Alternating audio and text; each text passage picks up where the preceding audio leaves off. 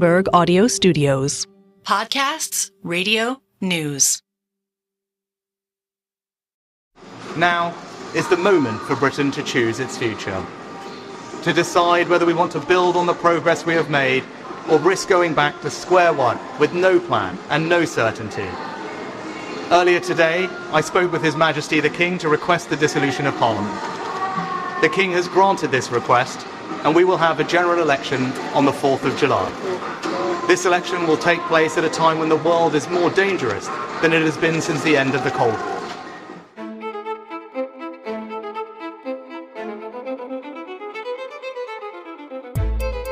Welcome to Voternomics, where politics and markets collide, and especially today, it is Wednesday the 22nd of May, and we've just, in the last few minutes, heard Prime Minister Rishi Sunak announce in the pouring rain a general election will be held in the UK. Haven't we, Adrian? Haven't we, Stephanie? We have indeed. So we have gathered together to talk about it briefly before also recording this week's regular episode, but we felt like there were things to say. There were, and wasn't that tricky for him? In the pouring rain with Things Can Only Get Better blaring for, I'd say, 80% of it, right? Which is you, and you're sitting there as like former broadcast hands. You sit there thinking, okay, so it's very hard to have a clip on the main news. Yeah. And yes, he's looking more and more wet, especially when he turned round.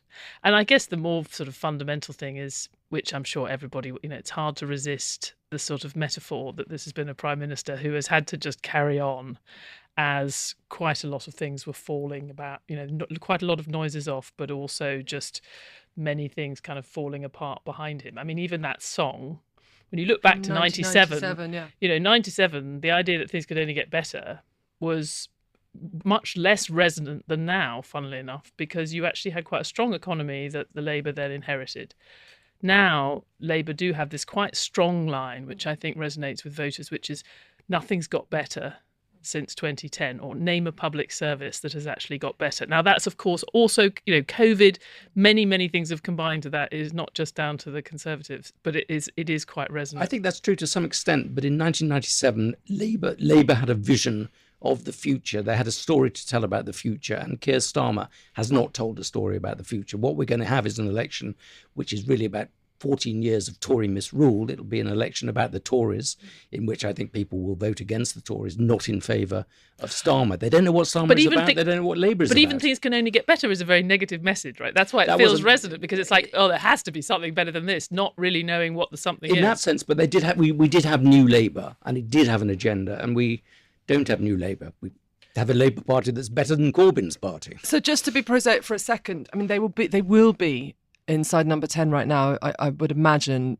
thinking back to when I was in the Treasury with Rishi, they will be furious that it is, as you alluded to at the top there, Steph, it's really, you do these moments outside to get the clip for the news at the 6 o'clock news, which is in sort of 40 minutes, whenever, and then the 10 o'clock news, which will be watched by many millions of people. So firstly, you're trying to set your narrative immediately. And there was a long period at the top of Rishi Sunak's comments that were about COVID, which we can discuss in a second, because I thought that was an interesting strategic choice to go in on that, rather than inflation, for instance, which was today's peg for, one assumes, this decision. So firstly, there's not a clip, so it's very difficult, I think, for them to be able to set what they would like the narrative to be. Although, funnily enough, without dwelling too much on it, the music actually faded just as he turned to making a similar point to Adrian on Labour. So in that sense, maybe that will be the clip of him sort of throwing down the gauntlet to Labour. And but I think you're right. Look, there's no good clip. There's rain. There's I don't think they'll mind the rain. The wrong thing. They will have known the rain. They will have had the Dark Skies app open. It all seems to be all too apt about this government and Sunak's period in power. It's just been a series of problems. Should we dwell a little bit on this timing question? Because until quite recently, although there'd been a lot of sort of fluttering in the sidelines about a possible summer election, which hadn't completely died, there was, usually the conversation would end with, MPs want to have 6 more months or have, several months more of pay and looking for jobs, even if they think they're on the way out. You don't give up as a government, because that just feels like you're walking away from the top job, and that the lack of leadership. You'll be able to do a autumn statement, which gives more tax cuts. I mean, all those arguments seem to have just disappeared. I mean, we get into the economics because I think there probably wouldn't have been any tax cuts. Maybe that is. I do think there's some big economic reasons, but let's just think about why. Why do you think it's now? Because I think, as I have written in the readout, I think that politics doesn't often give you clear moments where you can say tick. And I think that inflation being down to 2% is 2.3%. Not 2%. So forgive me, but it has a 2 at the front. It has a 2 at the front, and it was expected to be 2.1, and it's now 2.3, and that is higher than expected, and it will have an impact on whether or not there's a rate cut in June, which I think the number today suggests won't now happen. But even if the number had been 1.9, the bank would have been quite nervous about doing it because they didn't know when they did. But you are right that it's low twos, kind of that feels like job. So I don't think there's any compelling reason for doing it now. I really don't. I feel that it's a feeling that they've just run out of road, that they've been bleeding to death in public, and why go on? But you can flip that, which is they want a mandate.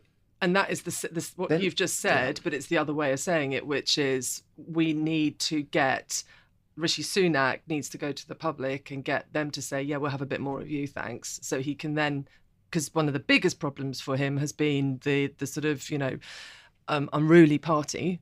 And he needs to have his own mandate, not Boris Johnson's mandate, not Liz But they're not Truss. going to get a mandate. I mean, I think the Economist seat predictor poll, whatever it is, sliding poll that they do all the time, gives the Tories a 1% chance of winning. He's just annoyed the entire journalistic community and the entire MP community, political community, by forcing them to reschedule their summer holidays, including me. Is that what you were doing? I do think you can get quite a lot. That's why I was late. I was rescheduling my flights. Get quite a lot of grumpy But correspondence. those cohorts they weren't bezies, right? So it's not that suddenly you've lost people that were cheerleaders. So I think in politics you don't get very many clear moments. I think it's much more staunching the flow of blood. Every week you were getting a Tory defecting to the other time. Every week you were getting some Tory doing some weird thing about photographing their genitals and publicising it. Every week there was just some sort of terrible disaster. I think he just had enough. I think, and there's an economic piece of this. It's partly Allegra's point that you've had an unexpectedly strong growth number. You've got inflation looking like it's kind of under control.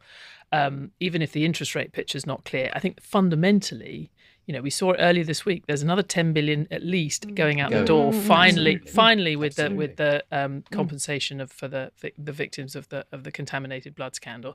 And there's also an increasing feeling when you look at the underlying numbers from the last few years. Even the very tight fiscal forecasts that Jeremy Hunt would have been playing with in trying to find a bit more money for tax cuts rely on actually what is considered to be a very optimistic forecast for UK growth based on a rather optimistic forecast for productivity growth. Output per head in the UK is expected in these official forecasts to grow twice as fast as it has in the last 10 years. And if it doesn't, there'll be another hole of £40 billion in the budget, which might easily get revealed in the next quote unquote fiscal event, because the Office for Budget Responsibility might decide, look, we've got to follow the Bank of England, many other city forecasts in sort of accepting the reality of UK growth. I think that 10 billion number is quite significant. It's a lot of money suddenly to lose. So I don't think there's anything good that was going to happen to them, and probably a lot of bad things that were going to happen to them over the summer. Also, I was looking at the dates, and July 4th, one would hope that England will have got through the group stages and the first round after that of the Euros. They won't have lost yet because they won't have gone to the quarterfinals, the semi-finals, or the Rishi finals. is a bit of a football obsessive, and he'll be able to go to the games, potentially. Having been quite grumpy already, I'd like to be grumpy again about Rishi's announcement, which I thought was wrong. What he said, he started off by saying, we live in a dangerous world, and you need somebody you can rely on, somebody who will defend us against the Russians and the Chinese and the Iranians and all of these people. And I think that business of playing politics with the issue of defence is very, very questionable. I think that the Labour Party, it's not Corbyn's Labour Party, it's a pretty sensible Labour Party. And I think these defence issues are so important that we should be agreeing upon them, and we should collectively be agreeing to be spending a very significant amount of, 3% rather than 2.5%, not, rolling around in mud about them. So I didn't like that. I can see that his choice is limited, but I don't think he should be trying to present the Labour Well, Party as weak you on end up defence. looking at quite a contrast with Keir Starmer as well, because he's been made such a Totally. point, certainly in the Middle East, Totally. he's made such a point of being, at a cost to the unity in his party, has made a point of unity with the government in order to show a sort of statesman-like And as approach. the Labour Party keeps saying, when they were in power in 2010, we spent 2.5%. 2.5. We're now spending less So than I that. think, to be fair, I think it started in 97, it started at 3. Yes, so it true. went down half But in isn't the Labour years as well. cathartic point that now we can have these, or rather they, the leaders, will do TV debate after TV debate and they can thrash exactly these arguments out, whereas before there's been this phony war where it's been somebody making a speech about the topic they want to make it, asserting something that you're uncomfortable with or whatever. But actually now Starmer will get the opportunity to respond directly, and the electorate will hear and be able to make their own mind up. And that personally, I find that is there's a sort of breath of fresh air coming. No, I think that's a reasonable point, but I don't think that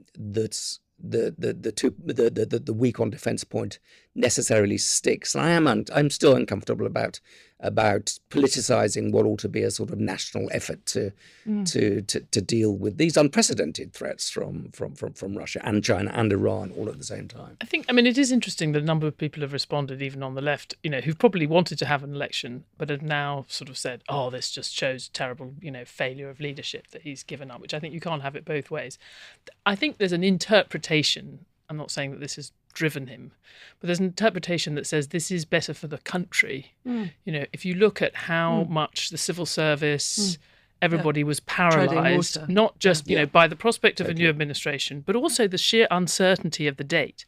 And I found myself thinking this when I was watching Prime Minister's Questions earlier today, and he was asked about the rumours, and I'd have to say at that time I thought it was fairly unlikely that we'd have an election. I wasn't necessarily believing it, but I just wanted someone to ask him, what is the country, what is the benefit to the country of having these several months more uncertainty, whatever the result, uncertainty about the date, with no one able to plan policy, no one able to plan things. And I think it's possible that may have been one of the things, because you can't. There's no statesman-like reason for holding out, and certainly for keeping it uncertain. For not saying, you could say the date's November 5th, and there's actually quite a lot of benefit from stating a date. But it just That's what we used to have with our fixed term parliaments. Politics to be sort of holding everyone in suspense. What for this do we long. think about the possible results, and do we think that it really matters that we're likely to change government? I think if you are, as you are, Adrian, assuming the Conservatives lose, the question of what degree they lose to obviously is relevant to, firstly, who next, but not just, and who next is determined by the type of seats that are left. And then there is the 1% chance, as you say earlier, 1%. Was it who said 1%? This was The Economist. The Economist, and I think John Curtis has said 1% as well. John Curtis, the very famous psephologist. I think it matters in terms of what next for the Conservative Party. I would also say, though you'll both laugh at me and chuck me out the edit suite shortly, wild things happen in election campaigns. Yes. We've all covered enough election campaigns to know campaigns matter. And they really matter. And the TV debates will matter. And I remember very vividly covering the TV debate where David Cameron lost it and Nick Clegg played a blinder, and it really affected the election result. So I think we all know that things can happen that are not predictable right now, but equally, on your central question, does the result matter? It matters to what happens to the Conservative Party next. It matters, but what sort of Labour Party? Let's assume that we get a Labour victory. What sort of Labour Party are we going to have? Remember that it wasn't that long ago that this was a semi-Marxist party. 2019, in the last election. What's happened to the Labour Party since then? We have seen clearly Keir Starmer get elected in a party that was still very Corbynite. And obviously that's allowed, some of the things that he said he would do in order to get elected in that election, get thrown back at him by the Prime Minister repeatedly. He has pulled it as far as you can back to, in this day and age, to a much more Blairite party, including some key individuals coming back who have experience of the Blair era. But, we all know it's a different world, and it is, everything's changed, including leaving the EU, but the economics have fundamentally changed for this country and arguably more broadly in terms of how one expects the global economy to proceed.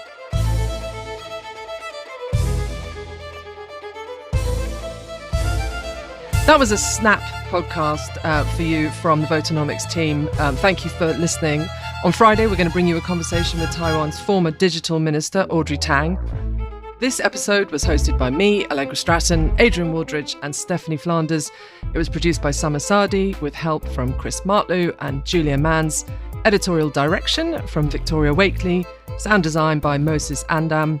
Brendan Francis Newnham is our executive producer. And Sage Bauman is head of podcasts.